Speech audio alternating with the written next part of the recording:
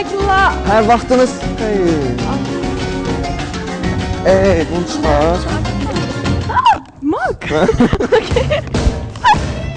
Salam Magla. Hər vaxtınız xeyir, Mag izləyənlər. Aktiv və pasiv gənclər, biznesmenlər və fəhlələr.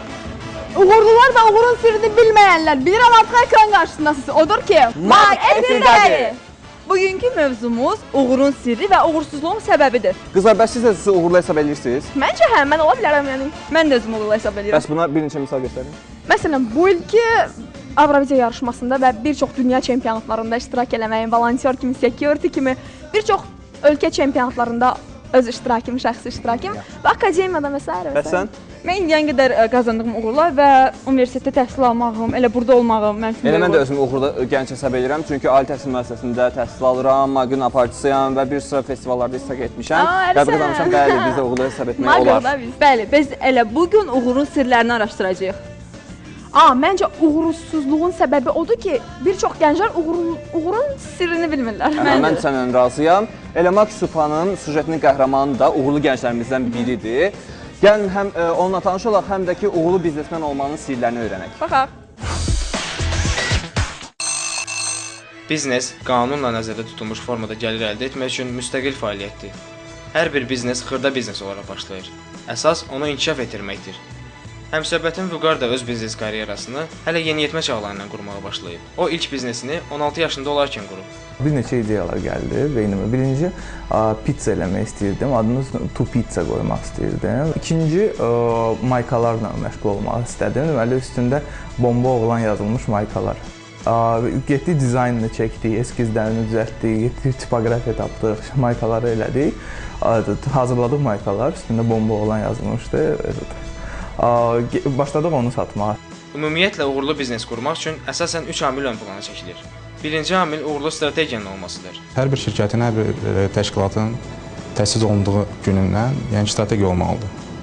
Əgər strategiya uğurludursa, o deməkdir ki, biznes də gələcəkdə uğurlu olacaq. İkinci amil kadr potensialıdır. Yəni hər bir insan, hər bir işçi öz yerində peşəkarcasına öz məqsədlərin və öz iş öhdəliklərinin yerinə yetirilməlidir. Əgər bu olmasa da, o deməkdir ki, biznes uğurlu olmayacaq. Üçüncü amil isə risk faktorudur. İstər-istəməz rəqabət şəraitində olan biznes yəni riskləri qəbul etməlidir. Biznesin təşkili və idarə olunmasında ən birinci və faiz etibarilə 85%-ni təşkil edə biləcək bir amil də biznes etikasıdır. Biznes etikası iş dünyasının ən böyük uğur açarlarından hesab edilir və etik davranışların kodeksidir. Ölkəmizdə biznes etikasına çox diqqət yetirilir. Biznes etikasının əsas açar sözü etika sözünün özüdür. Etikanın ən qısa və ən gözəl tərifi də odur ki, özünə arzulamadığını başqasına etmə. Biznes dünyasında da təbii ki, eyniliklə bu özünü əks etdirir. Elə qəhrəmanım da öz biznesini bu amillər əsasında qurub. Amma biznes qurmaq onun üçün asan olmayıb. Onun sözlərinə görə biznes qurmaq üçün maddi dəstəkdən çox mənəvi dəstək lazımdır. Sadəcə sənə inanırıq sözü də çox böyük qüvvəyə dönür. Sənə real olaraq qüvvə verir ki, sən öz inanclarını başa düşsən ki, tək sən inanmırsan. Sənə insanlar var, hansılar ki, onlar səninlə bir yerdə buna inanırlar. Əziz gənclər, yəqin hər birimiz yaxşı maşını da istəyirik, böyük və rahat evdə. Bu istəklərə nail olmaq üçünsə öz biznes yolumuzu qurmalı və bu yolda daha da irələməliyik. Məncə çox dəyərli məsləhətlər verdi Supa müsahiblər. Amma mənə elə gəlir ki, uğurlu biznes qurmaq üçün ilk növbədə güvən qazanmaq lazımdır. Bəli, işi də gərək güvəndiyin və güvənli insanlarla qurasan. Amma yenə də heç kəs qaranti verməyib ki, biznesmenlər də uğursuzluqla üzləşməyəcəklər. Gənclərimiz təkcə biznes deyil, digər sahələrdə də uğurlar qazanırlar və bunda təbii ki, gənclər təşkilatları da onlara dəstək olurlar. Bəli, elə bizim bugünkü qonağımız da böyük gənc ordusu toplamış. İrəli İctimai Birliyinin eks rəhbəri, millət vəkili Ceyhun Osmanlıdır.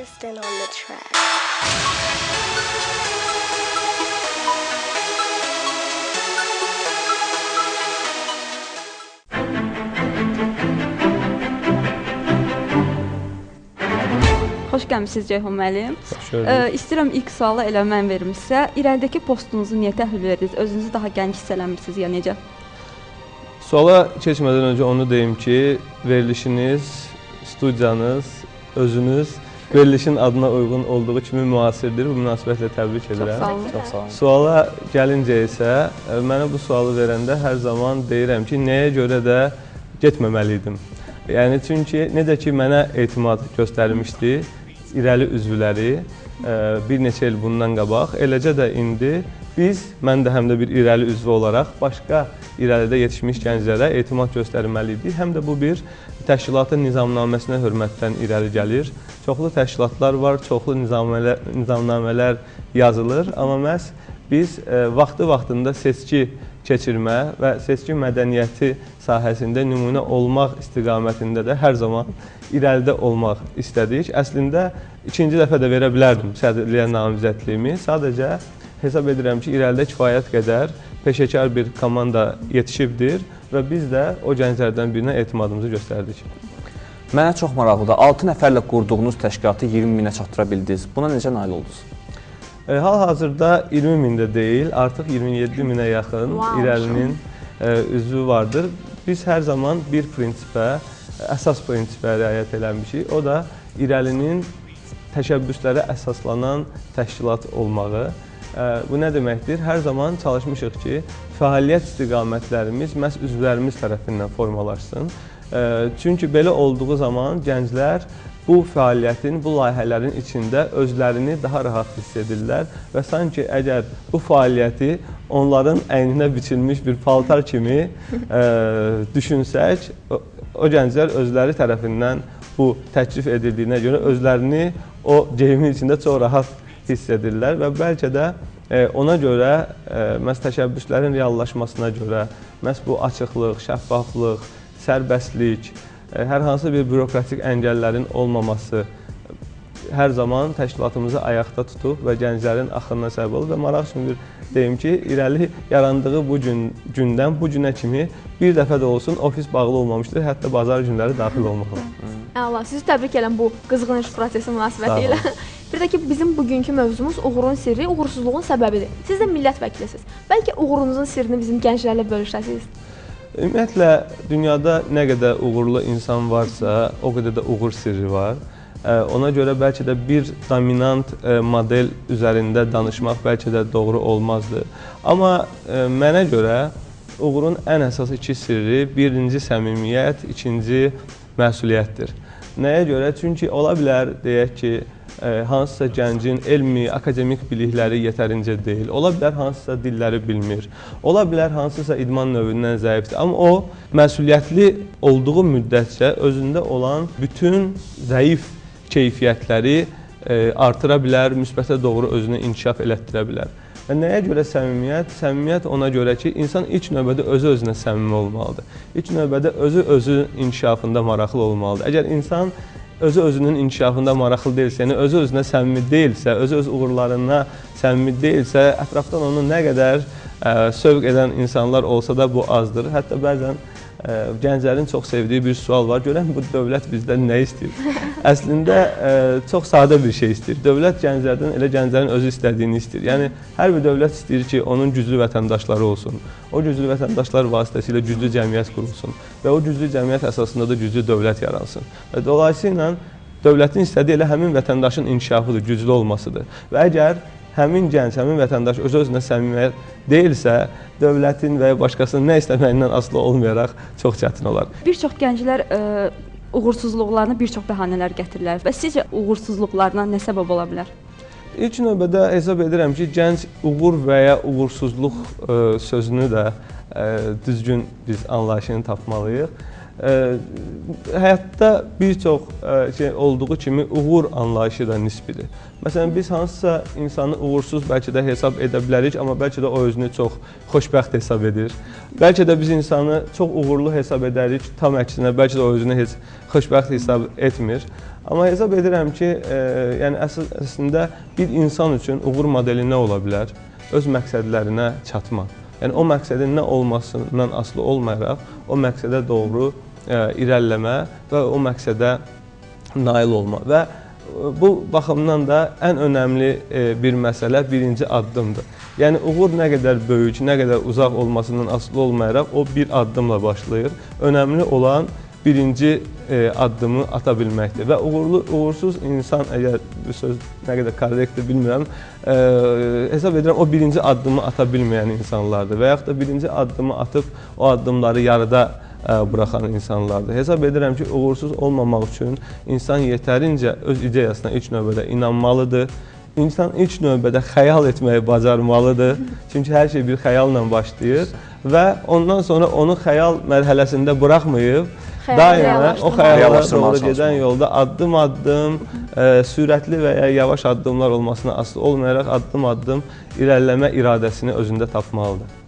Cəfər müəllim, bəs sizcə bugünkü gənclik daha çox hansı sahələrdə aktivdir? Bugünkü gənclik hər bir sahədə aktivdir. Təəssüflər olsun ki, bugünkü gənclik həm çox faydalı, həm də çox zərərli sahələrdə təəssüflər olsun ki, aktivdirlər.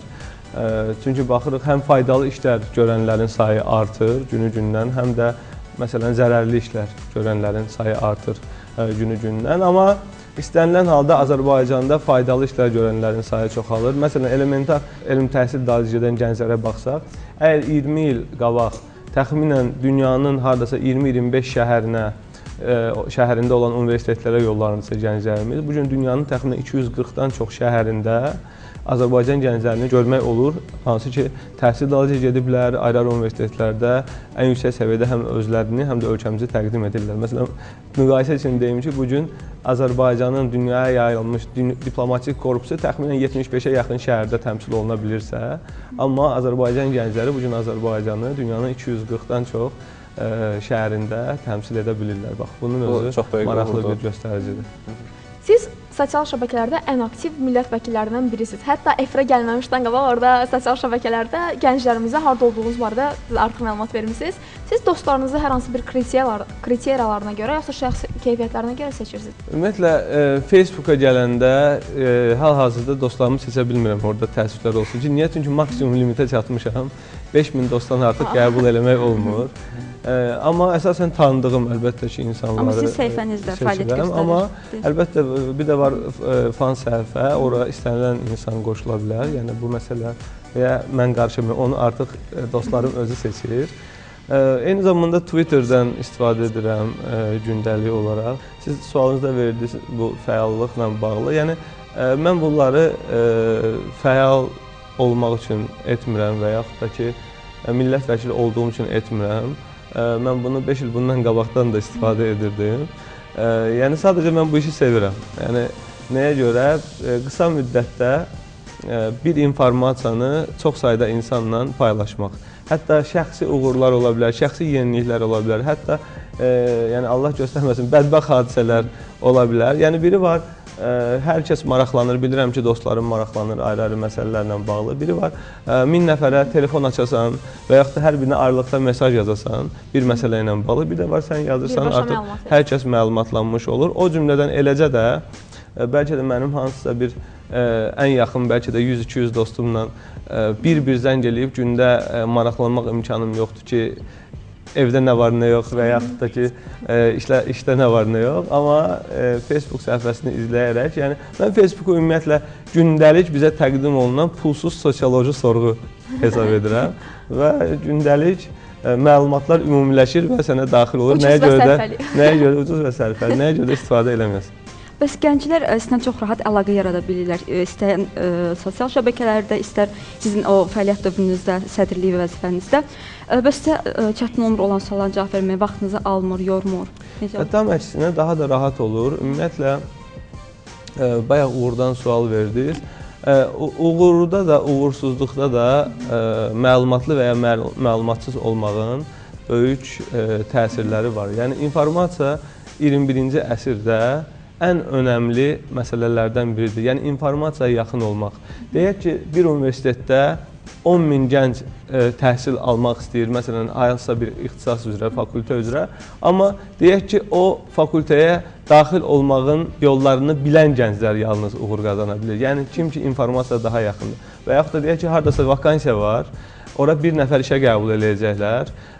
Ora bəlkə minlərlə insan var işə düzəlməsi, amma o insan ora qəbul olur ki, kim ki o informasiyadan vaxtında məlumatlı idi. O cümlədən də sosial şəbəkədə də istənilən gənclər sualını ünvanlayıb vaxtında cavab ala bilirlər və yaxud da o cümlədən elə də mən də hansısa bir gəncdən hansısa bir sualı ünvanlayıb vaxtında cavab ala bilirəm. Çünki zaman keçdikcə bəlkə də insanın hansısa şübhəsi var, bəlkə onun arxasında hansısa məsələ var. Zaman keçdikcə o bəzi məlumatlar şayiəyə çevrilə bilər. Şayiələr hansısa dezinformasiya çevrilə bilər. Dezinformasiyalar hansısa uğursuzluğa səbəb ola bilər.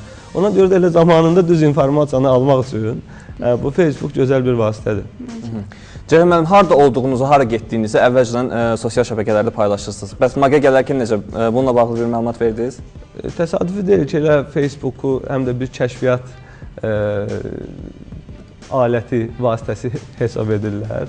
Amma yəni siz burada məlumat verdiyiniz müddətcə, yəni özünüzü nəzarətdə saxlayırsınız. Bəzi adamlar maraqlıdır ki, onların fəaliyyəti izlənilsin və yaxud da onların fəaliyyəti haqqında insanların xəbəri olsun. Bəzi insanların da çox təbii olaraq bunda marağı yoxdur, hətta gizli fəaliyyətə üstünlük verirlər. Məsələn, mən bir millət vəkili kimi hesab edirəm ki, bu vaxtaşırı məlumatların sosial şəbəkələr vasitəsilə paylaşmaq əslində həm seçicilər, həm də vətəndaşlar, həm də dostlar qarşısında bir hesabatdır. Nəyə görə? Məsələn, dostlar bilirlər ki, sən artıq məşğulsan, ona görə onlarla görüşmədiyinə görə incimirlər səndən. Seçicilər görürlər ki, sən hal-hazırda filan fəaliyyətlə məşğulsan, artıq onların şübhəsi olmur ki, deyək ki, onların seçdiyi millət vəkili fəaliyyətsizdir. Və bunun kimi çoxlu sualların cavabıdır əslində həm də sizin və sizin verilişə gəlmədən öncə də yazdım ki, MAQ-ın çəkilişlərində. Və gənclərin uğura qazanmağı üçün, daha tez uğur qazanmağı üçün günümüzdə dövlət tərəfindən nə kimi işlər görülür? Bir neçə gün bundan qabaq Azərbaycan Gənclər Siyasəti kitabının təqdimatı idi və gənclərdən biri sual verdi ki, gənclər siyasəti ilə bağlı hansı problemləri görürsünüz? Sizcə ümumiyyətlə problem varmı? Və mən orada belə bir cavab verdim ki, bu yaxınlarda 2011-2015-ci illəri əhatə edəcək Dövlət Gənclər proqramı qəbul olundu və orada 2015-ci ilə qədər həllini tapacaq yüzlərlə məsələ var. Və sualın cavabı ondan ibarət ki, buyurun, elə o sənədlər götürün, tanış olun, bu elə problemlər toplusudur. Bəlkə də biz necə insan o anda təəccübləndi, yəni necə yəni problemlər toplusu. Amma yəni bir proqram varsa, o proqramın məqsədi nədir? Hansısa problemi həll etmək. Yəni problemləri dilə gətirib, problemlərə səmimi yanaşıb və problemləri həll etmə iradəsini göstərmək lazımdır. Və hesab edirəm ki, dövlətimizin bu gün etdiyi ən önəmli məsələlərdən biri problemlərdə müşahidəçi olaraq yanaşmır, tam əksinə problemlərə yaxın dayanır. Gənclərdən bu problemlərin qaldırılmasını istəyir. Məsələn, xatırlayıram, 2011-2015-ci il Dövlət Gənclər Proqramı hazırlanması üçün onlarla yüzlərlə görüş keçirildi. Şəhərlərdə, rayonlarda, kəndlərdə, xaricdə və s. Azərbaycan gəncləri ilə ki, sizi düşündürən hansı məsələlər var. Və o problemlər, qeyd edin ki, o problemlərin həlli proqramda əks olunsun. Məsələn, keçən il bizim arzu kimi yanaşdığımız Azərbaycan Gənclər Fondunun yaranmasını qeyd edə bilərəm. Və yaxud da ki, xaricdə təhsil proqramına, deyək ki, tibb, mühəndislik kimi sahələrin əlavə olaraq menecment və s. kimi ixtisasların əlavə olunması, bunun dövlət tərəfindən stipendiyaların ayrılması və bunun kimi onlarla məsələləri və yaxud da ki, ilk dəfə bu sənəddə uşaq evləri və internat müəssisələrini tərk edən gənclərimizin artıq taleyin ümidinə deyil, dövlətin himayəsinə keçməsi kimi bir çox məsələlər ilk dəfə. Əslində bu problemlər nə idi? Bunlar problem idi. Və bu da ona yanaşma idi. Sizin bu qədər çox işiniz var, bilirik, millət vəkilisiniz, həm də gənc ailə başçısınız da. Bu qədər işin arasında evdə yorğunçuluğunuzu bildirirsiniz, yəni münasibətlər necə olur? Və həm də bayaq tutudan aldığım məlumata görə sizin bu yaxınlarda övladınız dünyaya gəlib, sizi təbrik edirik. Təbrik edirik. Sağ olun, çox sağ olun. Üçüncü oğlumuz dünyaya gəldi bu yaxında. Amma hesab edirəm ki, bunların hər biri arasında bu qızıl sərhəddi tapa bilmək lazımdır. Hesab edirəm ki, evdə işlərə daha çox anlayışla yanaşırlar. Yəni, bu baxımdan məni şanslı hesab etmək olar. Çünki etiraf etməliyəm ki, ev və iş arasında nisbəti müəyyənləşdirsək, işlərə qat-qat daha çox vaxt gedir və bu baxımdan həqiqətən də yəni ailə güzəştə gedir. Təbrik Ceyhun edirəm. müəllim, çox sağ olun ki, gəldiniz və uğurlarınızın sirlərini bizimlə bölüşdünüz. Sizə təşəkkür edirəm. Sizi sözün əsl mənasında şanslı, uğurlu, aktiv maqnımız hesab edirik. Sağ olun, çox sağ olun. Təşəkkür edirik gəldiyinizə. Mən təşəkkür edirəm. Görürsünüz də dostlar, insan qarşısına məqsəd qoyanda və öz üzərində işləyəndə millət vəkili də ola bilər, hətta başqa sahələrdə də uğur qazana bilər. Əlbəttə, ən əsası təhsilinizi artırmaq, çox çalışmaq lazımdır, yoxsa həmişə uğursuzluq sizi izləyəcək. Düzdür, Eləmaq Sevilin sujetinin qəhrəmanı da vaxtilə öz üzərində çalışmadığı üçün, savad qazanmadığı üçün fəhləlik edərək çörək pul qazanır. Gəlin sujetə baxaq. Əsas odur ki, qazanır. Baxaq. Çox peşmanım.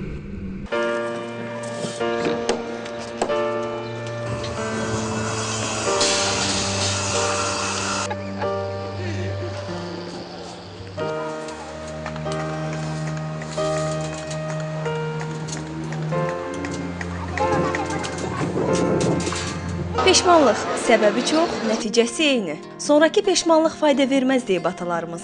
İtirilən vaxtı geri qaytarmaq da olmaz təbii ki. Sujetimə həsr etdiyim qəhrəmanım da elə bundan şikayətçidir. O karyerasını istədiyi kimi qura bilməyib. Bunun səbəblərini isə özündən soruşduq. Əskərlikdən gələni başqa yerdə cəhd edib işləyə bilmədim. Məcburiyyət qarşısında gəldim tikintidə işləməyə. İşləməyə başlamışam, işləmişəm. Ən vacibi təhsil almaqdır, yəni nəzəri bilikləri inkişaf etdirmək lazımdır. Özüm qurmuşam. Necə? Cəhdləriniz nə olub?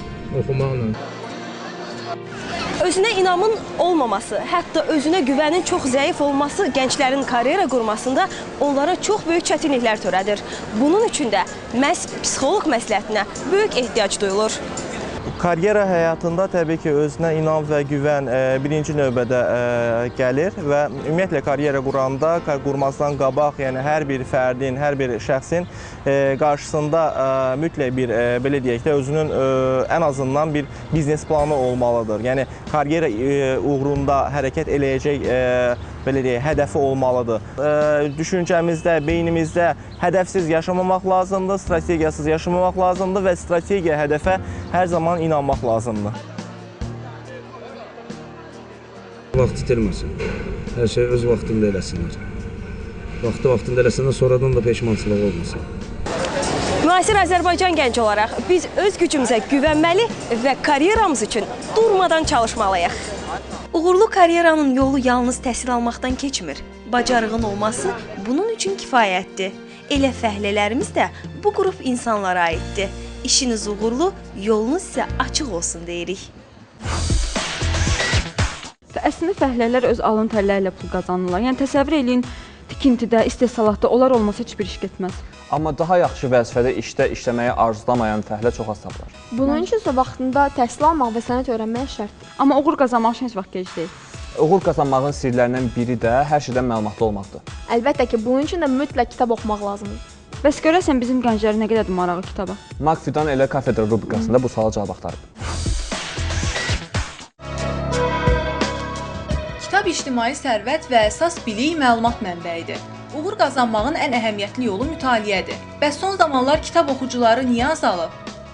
9 milyonluq ölkədə bizdə cəmi 10 kitab evi var. Müqayisə üçün deyim ki, Avropa ölkələrdə, əksər Avropa ölkələrdə 20 min insana bir kitab evi düşür. Bizdə isə belə çıxır ki, 1 milyon insana bir kitab dükkanı düşür. Təbii bu çox zəif bir rəqəmdir, belə olmamalıdır. Və təbii ki, oxucu kütləsi çox, belə deyil, çox daha da çox balacadır. Bunun bir neçə səbəbi var. Bəzi insanlar deyirlər ki, ola bilsin ki, bu internetə görədir. Çünki internetdə indi artıq pulsuz kitablar var. İnsanlar müxtəlif olduğu kimi zövqlər də müxtəlifdir. Maraqlıdır. Görəsən, oxucular daha çox hansı növ kitablara üstünlük verirlər? Daha çox siyasi kitablar və tarixi kitablara üstünlük verirlər. Əsasən oxuduğum ədəbiyyat bədii ədəbiyyatdır. Yəni bədii ədəbiyyatla maraqlanıram. Çünki filologiya fakültəsində oxuyuram. Daha çox xarici ədəbiyyat oxuyuram. Mətbuatdan, yəni ki, ensiklopediyadan, sonra mətbuat tarixindən, yəni öz ixtisasımla bağlı olan, yəni kitablardan istifadə edirəm. Gənclərdə kitaba marağın az olmasının müxtəlif səbəbləri var. Bəzi oxucular kitabların baha olmasından şikayətlənir. Kitabın qiyməti təbii ki, bahadır və bunun əsas səbəbi odur ki, kitabın üzərinə 18% əlavə dəyər vergisi yüklənir. Oxumayanlar indi niyə oxumur bilmirəm, amma oxumaq istəyənlərin əsas problemi odur ki, kitablar bahadır. Satışda olan qiymətlər yəni ki, qismən razıdır. Yəni tam qane-edir desəm, yəni yalan olur. Kitabların qiyməti çox belə bahadır, narazıyam. Daha aşağı olsa daha yaxşı olardı. Fikir və rəylər müxtəlif olsa da, nəticə eynidir. Kitab bəşəriyyətin yaratdığı ən böyük xəzinədir. Biz də çalışaq bu xəzinədən hər gün bir səhifə də olsa oxuyub bəhrələnək.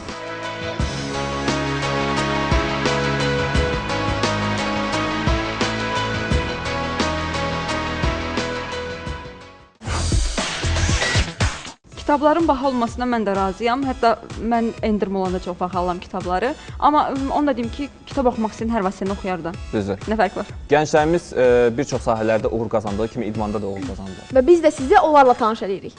Tanış edəcək demişkən, Mag İdmanda rubrikamızda Mag Turan bizi uğur qazanmış idmançılar tanış edəcək. Onda sujetə baxaq.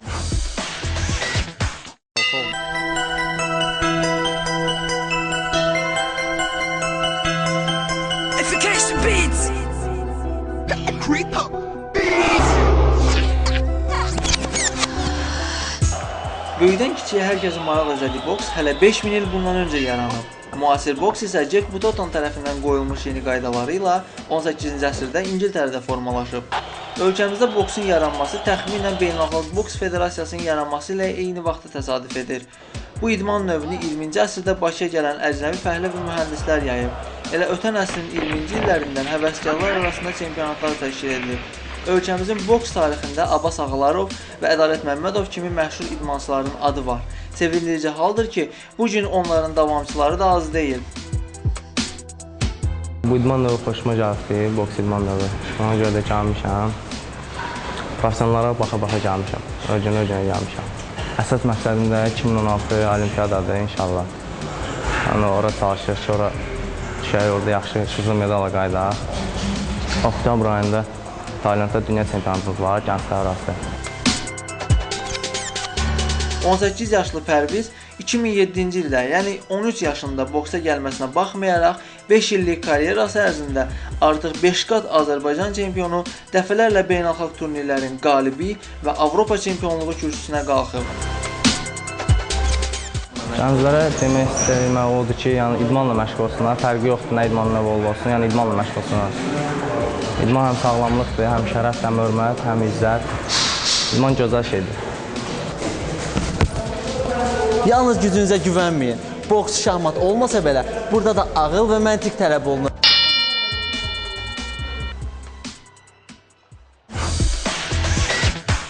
Bravo Pərviz, görünür əla məşq keçib. Məncə də. Buradan bütün magilara uğur arzu edirik. Uğursuzluğa düşsəz belə yenidən cəhd edin. Əlbəttə ki, bir uğursuzluq sizi ruhdan salmasın. Üzərinizdə daha çox çalışın. Bu günlərin Magda sizin üçün uğurun sirlərini araşdırdı. Yəqin ki, sizin köməyinizə gələcək. Yəqin ki, bugünkü Mag-Efimiz də belə sona çatır. Bizə təkliflərinizi, iradlarınızı, maraqlı videolarınızı bizə göndərin ki, Mag-Efimdə özünüzü görəsiniz. Magin mahnısını isə hələ seçməmişik. Aktiv olun və bizim mahnımızı siz yazın. Yazın ki, hər gün efirimizdə öz yazdığınız mahnını eşidəsiniz və əlavə olaraq pul da qazanasınız. Bugünlük isə bu qədər. Sabah yenidən görüşənədək. Hələlik!